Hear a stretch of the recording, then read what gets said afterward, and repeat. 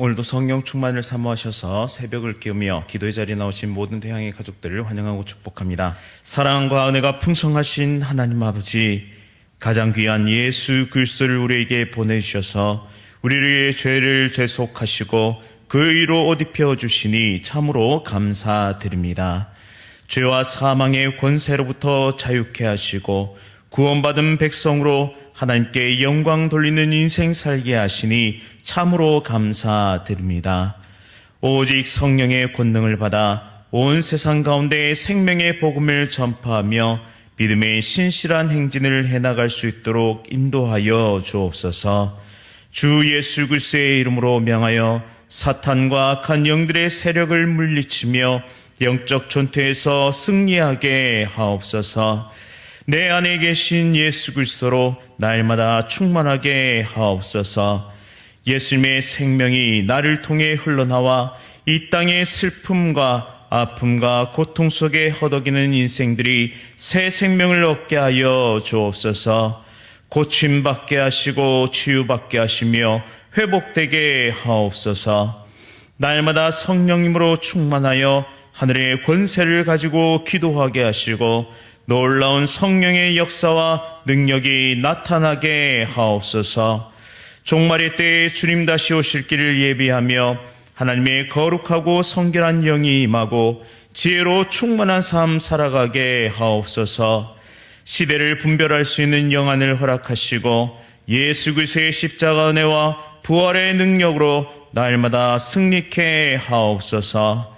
담임 목사님과 원로 목사님 건강 지켜주시며 사모님과 모든 가족들 가운데 풍성한 은혜와 힘을 더하여 주옵소서.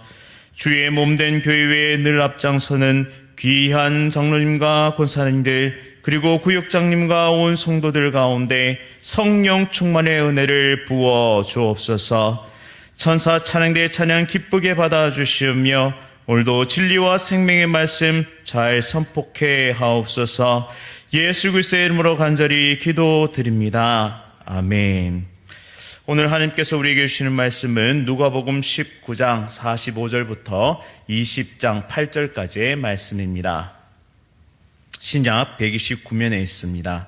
누가복음 19장 45절에서 20장 8절까지의 말씀 한 절씩 교독하실 때 살아계신 하나님의 음성 들으시기 바랍니다. 성전에 들어가사 장사하는 자들을 내쫓으시며 그들에게 이르시되 기록된 바 내 집은 기도하는 집이 되리라 하였거늘 너희는 강도의 소굴을 만들었도다 하시니라. 예수께서 날마다 성전에서 가르치시니 대제사장들과 서기관들과 백성의 지도자들이 그를 죽이려고 꾀하되 백성이 다 그에게 귀를 기울여 들으므로 어찌할 방도를 찾지 못하였더라. 하루는 예수께서 성전에서 백성을 가르치시며 복음을 전하실새 대제사장들과 서기관들이 장로들과 함께 가까이 와서 말하여 이르되 당신이 무슨 권위로 이런 일을 하는지 이 권위를 준 이가 누구인지 우리에게 말하라. 대답하여 이르시되 나도 한 말을 너에게 물으리니 내게 말하라. 요한의 세례가 하늘로부터냐 사람으로부터냐. 그들이 서로 의논하여 이르되 만일 하늘로부터라 하면 어찌하여 그를 믿지 아니하였느냐 할 것이요 만일 사람으로부터라 하면 백성이 요한을 선지자로 인정하니 그들이 다 우리를 돌로 칠 것이라 하고 대답하되 어디로부터인지 알지 못하노라 하니 예수께서 이르시되 나도 무슨 권위로 이런 일을 하는지 너에게 이르지 아니하리라 하시니라. 아멘. 하나님 성전된 우리 삶의 자세, 하나님 성전된 우리 삶의 자세라는 제목으로 말씀을 선포하도록 하겠습니다. 오늘 본문에는 성전이 배경으로 등장하게 되는데요. 예수님은 정기적으로 성전에 가셔서 성전을 청결하게 하시고 또 정화하셨습니다. 그만큼 성전은 원래의 기능을 상실했고 또 종교 지도자들의 이윤 추구로 더럽혀져 있었습니다. 성전의 역사는 제1성전인 솔로몬 성전, 제2성전인 스룹바벨 성전, 그리고 오늘 본문의 제3성전인 헤롯 성전으로 이어집니다. 헤롯 대왕은 유대인의 환심을 사기 위해 막대한 재정을 들여서 개축을 하게 되는데요. BC 20년경에 시작된 이 성전 개축이 헤롯 대왕이 죽은 이후인 AD 64년까지 지속되게 됩니다. 이 성전 공사에 1000여 명의 제사장들을 포함해서 무려 2만 명이 동원되었는데요. 당시 사용된 대리석 평균 높이가 90cm에서 1.2m였고 어떤 것은 돌 하나의 길이가 12m 그리고 무게는 100톤이었다고 합니다. 따라서 유대 랍비들은 이 성전을 보지 못한 자는 아름다움이 무엇인지 알지 못한다라고 평할 정도였죠. 제3성전은 외적 규모와 그리고 아름다움과는 달리 성전 본연의 모습을 많이 훼손시켰습니다. 특별히 그 기능에서 많이 저하가 되었는데요. 만민이 기도하는 집으로 온전한 제사와 예배가 행해져야 했음에도 불구하고 정치적 암투가 벌어지는 곳이 되었습니다. 이 성전은 로마의 지배하에 정치적 영향력을 많이 받게 되는데요. 단적인 예로 왕이나 총독에 의해서 대제사장이 임명되는 경우가 허다했습니다. 그리고 이 대제사장의 의복을 안토니오 요새에 보관하고 있다가 대속죄일이 임박해서야 대제사장의 의복을 꺼내주었다고 합니다. 이는 정치적인 길들이기였는데요. 만약 대제사장이 의복을 받지 못하면 제사도 지낼 수 없었기 때문에 대제사장들은 자신의 지위와 권한을 지키기 위해서 막대한 자금의 뇌물을 갖다 바쳤습니다. 예수님 당시 대제사장이었던 안나스와 가야바는 이 비용을 충당하고 또 자신의 부를 키우기 위하여 직영상점을 운영하게 되는데요. 그 직영상점은 안나스 상점이었습니다. 성전벽 남쪽에 더블 게이트가 있는데요. 그곳으로 들어가면 왕의 행각 지하를 거쳐 성전 뜰 밖으로 나오게 됩니다. 거기에 대제사장 직영상점이 있었습니다. 이 상점에서는 성전 제사에 필요한 물건들을 파는데 소, 양, 비둘기, 그리고 밀가루, 올리브 기름, 그리고 포도주, 나무 등을 팔았고 성전세로 바칠 반세기를 바꾸는 환전상도 있었습니다. 여기서 구입한 재물만 성전 제사에 적합한 규격품으로 인정받았기 때문에 시중가의 몇 배나 비쌌고 또한 엄청난 폭리를 취하게 되죠. 율법에 따라 성전뜰에서는 물건을 사고 파는 상행위가 금지되어 있었습니다. 그런데 이 안나스 직영상점은 원래의 성전뜰인 마카베오 성전산의 바깥인 헤롯 성전산에 위치하고 있었기 때문에 법적으로 따지면 모세율법을 어긴 것이 아닙니다. 당시 종교적 기득권층이 얼마나 교묘하게 법망을 피해서 자신의 사리사욕을 채웠는지 알 수 있는 대목입니다. 우리는 이러한 성전의 모습을 보면서 그 외양의 아름다움과 화려함 속에 추악한 인간의 욕망과 욕심이 결탁되어 있으면 그리고 그 욕망과 욕심이 실현되고 있음을 발견할 수 있습니다.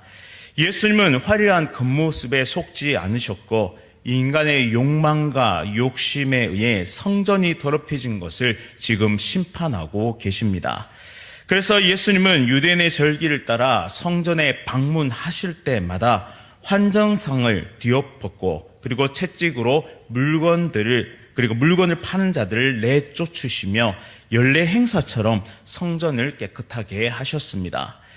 예수님은 항상 본질을 꿰뚫어 보시는 분이셨습니다. 그리고 그 본질은 성경 말씀에 기본한 것이었죠. 점점 더 교회가 세상을 닮아가고 있는 것은 아닌지 생각해 보게 됩니다. 헤롯 대왕이 개축한 제3성전처럼 거대하고 아름다운 외관에 마음을 빼앗기게 되고 구조화되고 체계화된 조직과 운영 시스템이 매력적으로 다가오게 되며 세련되고 멋진 사람들이 가득한 그런 교회를 꿈꾸고 있지는 않으신지요? 교회의 자랑은 결코 그런 것이 될 수 없음을 우리는 오늘 본문을 통해 발견하게 됩니다. 교회는 오직 예수 그리스도의 복음이 선포되는 곳이어야만 합니다. 교회는 성삼위 하나님께 영광 돌리는 참된 예배, 살아있는 예배가 드려지는 곳이어야 하죠. 그리고 교회는 인생의 풍랑을 맞아서 이리저리 상처받고 고통받는 이들이 찾아와서 예수 그리스도를 만나 회복되는 곳이 되어야 합니다. 그래서 우리 교회의 자랑은 예수 그리스도이기를, 예수 그리스도가 되기를 간절히 소원합니다. 그래서 누군가 대한교회의 자랑은 뭐요? 라고 물어본다면 한치의 주저함 없이 우리 교회의 자랑은 예수 그리스도이십니다 라고 답할 수 있기를 간절히 원합니다. 오늘 말씀해 보시면 기록된 바 내 집은 기도하는 집이 되리라 하였거늘 너희는 강도의 소굴로 만들었다다 라고 예수님은 일갈하십니다. 예수님의 이 외침은 어쩌면 오늘 저와 여러분들을 향한 외침인지도 모릅니다. 나의 기도와 나의 예배와 나의 종교적 열심이 이 잃어버린 한 영혼을 살리는 일에 집중되어 있지 않고 자기 만족과 자기 증명의 그 도구로 사용된다면 그것은 성전 본래의 기능을 잃어버린 것과 같은 모습입니다. 내 욕망과 욕심을 이루기 위한, 또한 내 성공과 내 증명과 내 만족을 이루기 위한 수단으로 전락할 때, 그런 수단으로 신앙생활을 한다면 그것은 즉시 회개해야 할 끔찍한 죄입니다. 고린도전서 3장 16절 17절 말씀에 이렇게 말씀하십니다. 너희가 하나님의 성전인 것과 하나님의 성령이 너희 안에 거하시는 것을 알지 못하느냐. 누구든지 하나님의 성전을 더럽히면 하나님이 그 사람을 멸하시리라. 하나님의 성전은 거룩하니 너희도 그러하리라 라고 말씀하고 계십니다.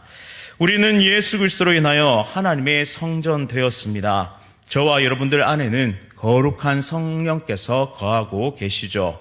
그런데 만약 우리가 성전된 우리의 삶을 욕망과 욕심에 이끌려 살아간다면 예수님께서 성전에서 그러하셨던 것처럼 우리 인생에 찾아오셔서 욕망을 뒤엎으시고 욕심을 채찍질 하실 것입니다.